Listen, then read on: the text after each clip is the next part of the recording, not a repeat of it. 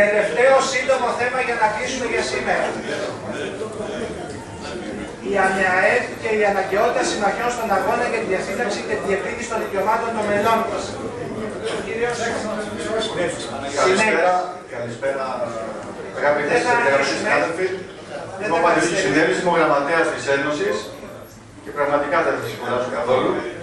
Με δύο κουβέντες, όταν πριν 2 χρόνια υπήρξε η ευκαιρία να δημιουργηθεί μια ανεξάρτητη ένωση αποστράτων ως νομικό πρόσωπο ιδιωτικού δικαίου, ώστε να καλύψει μια διαχρονική αναγκαιότητα για μια ουσιαστική εκπροσώπηση των αποστράτων συναδέλφων όλων των κλάδων, τέθηκαν πολλά και σοβαρά θέματα.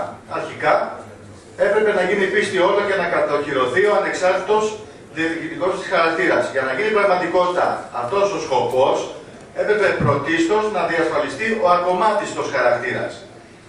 Να υπάρξει δηλαδή φραγή σε κάθε είδους συναλλαγή, καθώς επίσης και να μην υπάρχει κανένας είδους οικονομική ανεξάρτηση. Στη διετή πορεία της η Ένωση, εν συντομία, η ΑΝΕΑΕΔ δηλαδή, αντιμετώπισε όπως ήταν αναμενόμενο αρκετά προβλήματα και προκλήσεις, τις οποίες όλοι λίγο πολύ γνωρίζουμε.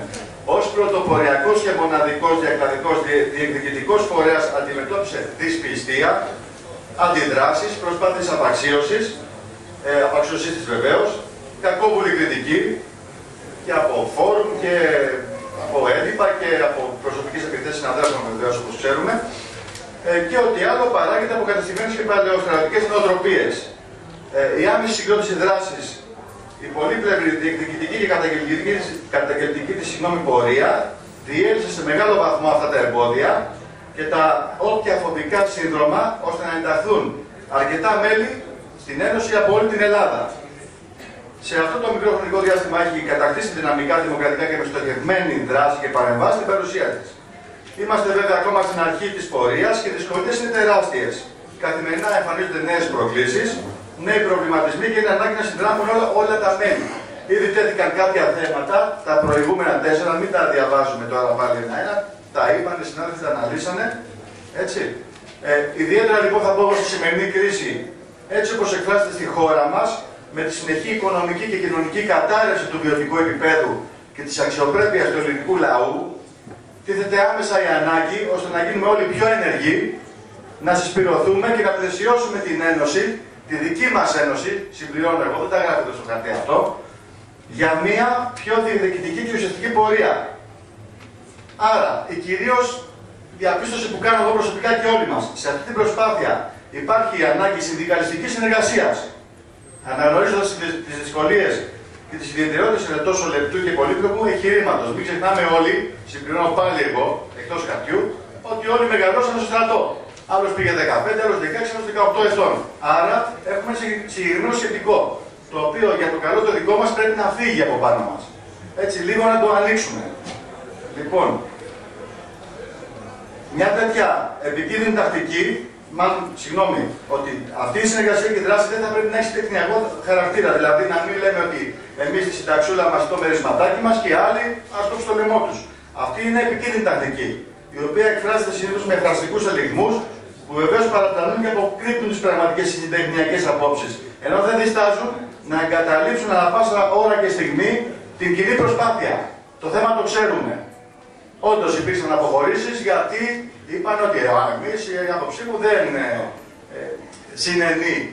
Πιστεύουν για το καθένα τελικό του λόγο, τέλος πάντων.